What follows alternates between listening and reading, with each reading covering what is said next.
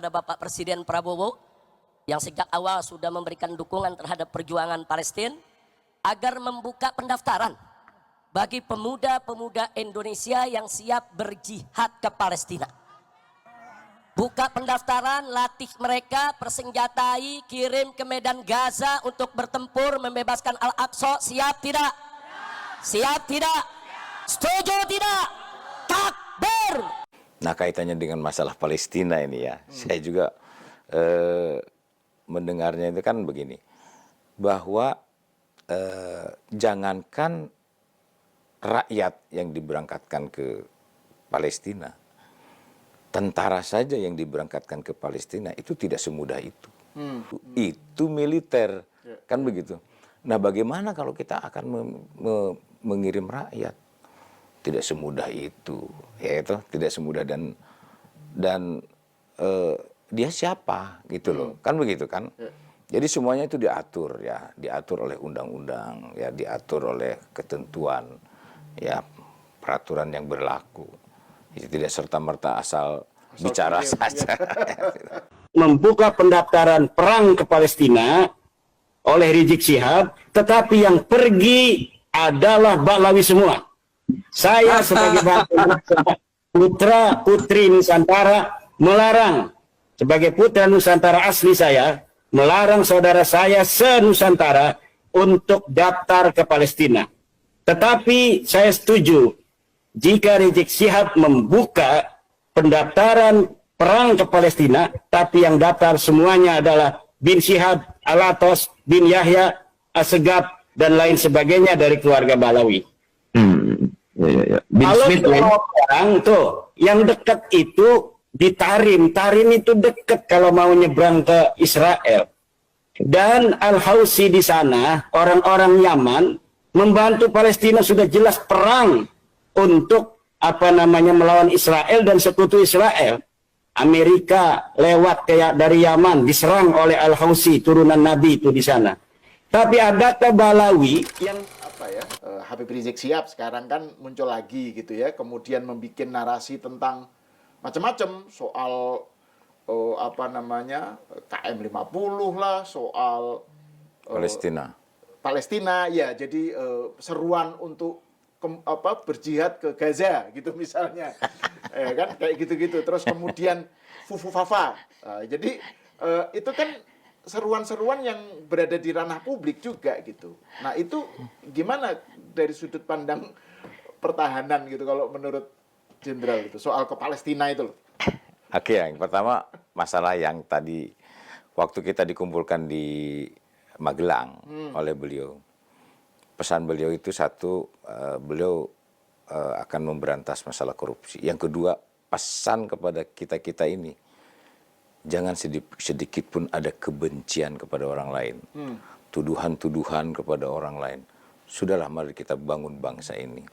Nah, kaitannya dengan masalah Palestina ini ya, saya juga mendengarnya itu kan begini, bahwa jangankan rakyat yang diberangkatkan ke Palestina, tentara saja yang diberangkatkan ke Palestina itu tidak semudah itu. Panglima TNI tidak semudah menggerakkan begitu saja, berangkat sekian batalion ke Palestina, tidak bisa, harus lapor kepada Presiden. Presiden sebagai panglima tertinggi, beliau yang berwenang, dan Presiden pun harus atas restu daripada DPR. Termasuk kita mau diberlakukan darurat militer misalnya sebagainya, Presiden harus ada restu dari DPR, tidak serta-merta begitu saja. Nah, apalagi rakyat, beliau sangat konsentrasi masalah Palestina. Bagaimana bantuan kepada Palestina, bahkan beliau mengirim kapal laut kepada Palestina untuk memberikan bantuan. Tetapi satu sisi juga, ini juga harus kita lapor kepada PBB, tidak semudah itu. Itu militer, kan begitu. Nah, bagaimana kalau kita akan mengirim rakyat?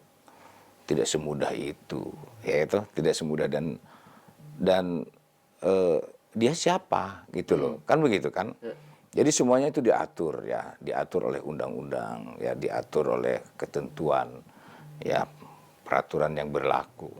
Jadi tidak serta-merta asal bicara game, saja.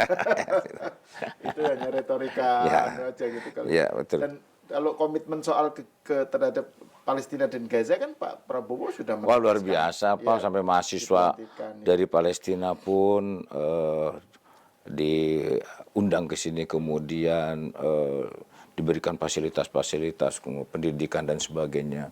Beliau sangat concern sekali, tidak hanya berupa fisik, tetapi bahasa diplomatik pun di luar sana beliau sangat perhatian masalah Palestina. Ya memang yang kita analisa saat ini, yang kita berikan masukan bahwa masalah ideologi yang sekarang ini sedang berkembang, saya pikir tidak terlalu mengkhawatirkan ya masalah ideologi, walaupun saat ini sudah mulai muncul-muncul informasi-informasi, namun tidak terlalu mengkhawatirkan.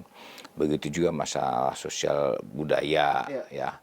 Dan yang banyak upaya-upaya yang sekarang dikejar oleh Bapak Presiden itu adalah masalah ekonomi. Sehingga ketahanan pangan, food estate, ini sekarang sedang gencar-gencarnya digalakan. Nah itulah salah satunya juga beliau mengantisipasi. Kalau misalnya terjadi perang dunia misalnya, nah kita juga udah siap ya secara ekonomi. Artinya kita kemandirian itu betul-betul kita jaga. 5 strategi licik pahlawi yang berhasil diterapkan di masyarakat Indonesia, khususnya umat muslim, dan terkhusus lagi adalah warga Nahdlatul Ulama yang meyakini bahwa Wali Songo adalah keturunan Rasulullah yang telah menyebarkan agama Islam di negeri Nusantara ini ya.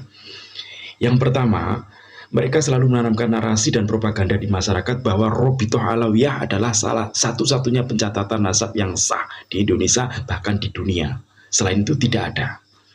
Yang kedua, mereka akan selalu menggaungkan di masyarakat bahwa Wali Songo yang sudah menyebarkan agama Islam di Indonesia ini adalah keturunan dari Pahlawi yang nasabnya atau jalurnya bermuara kepada Ubaidillah bin Ahmad bin Isa. Yang ketiga, mereka akan selalu mengatakan di masyarakat bahwa keturunan Wali Songo saat ini sudah tidak ada. Kalaupun ada, itu hanya dari jalur perempuan, dan kalau dari jalur perempuan maka dianggap terputus, nasabnya sudah tidak menyambung lagi kepada Rasulullah. Agar apa? Agar masyarakat hanya meyakini bahwa Habib-Habib itulah sisa-sisa dari keturunan Rasulullah. Yang keempat, mereka akan mengatakan kepada masyarakat, mendatangi bahkan mempersekusi dan mengintimidasi siapapun yang mengaku keturunan Wali Songo, mengaku Said, mengaku Syarif. Agar apa? Agar tidak ada lagi orang-orang yang berani mengaku sebagai keturunan Wali Songo atau keturunan Rasulullah. Kalaupun ada mereka yang berani ngaku, mereka harus diintimidasi, dipersekusi, dan harus melalui uji verifikasi dari Robitoh Alawiyah yang itu tidak akan mungkin berhasil. Dan yang kelima, mereka selalu menanamkan di masyarakat bahwa gelar dari keturunan Rasulullah yang paling tinggi adalah Habib. Selain itu adalah gelar-gelar rendahan yang harus tunduk kepada gelar tertinggi, yaitu Habib. Dan strategi ini cukup berhasil mereka tanamkan sehingga para muhibin susah untuk disadarkan.